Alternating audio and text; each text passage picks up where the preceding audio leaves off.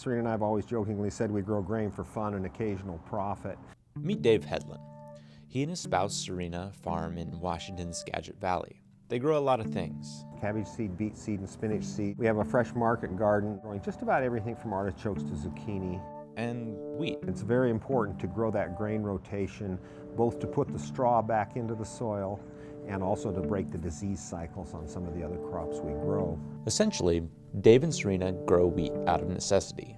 Wheat's a commodity, so it's difficult for them to get more than the low price on the market. And in the past, as we would grow wheat, we would export it, and then we'd import flour. We'll grow buckwheat, export it, and import soba noodles. We'll grow barley, export it, and import malt. All of those cases, the value was developed somewhere other than here. But now, with the help of Dr. Stephen Jones and the Bread Lab, farmers are working to move wheat away from the commodity market and into regional markets. The Bread Lab works to connect farmers with millers and bakers.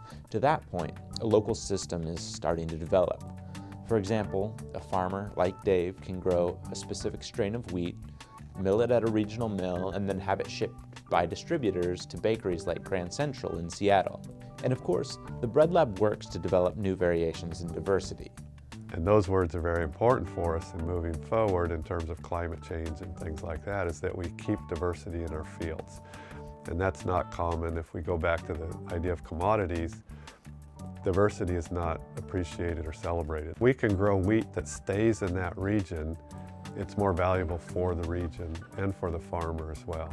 We work really closely with the growers on a near daily basis. They'll help us identify what they want, and that's true with the end users too. So I think it's important for us as plant breeders and again as public scientists that we receive that input directly from these folks. We've had our baker for about a year and a half or 2 years. So I used to do the baking, but I reached my limit in terms of credibility with real bakers. The Bread Lab staff have seen some success fairly quickly, developing several lines that are already grown in fields and milled commercially. However, they still face some problems. You run into infrastructure right away with the grains in terms of storage, drying, processing, things like that. Mills are a big one. Milling became centralized in the late 1800s, where these humongous mills making our white flour. There have been nearly 160 mills in Washington state, most at the turn of the 20th century.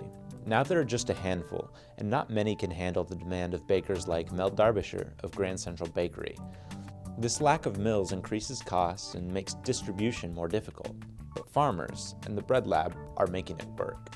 If the farmer, in many cases, can figure out a price point that works for them, that benefits everybody in that system. It's been an exciting addition to our business, and it is taking grain out of the commodity market a bit for us and putting it into something we're actually really serious about growing and growing well.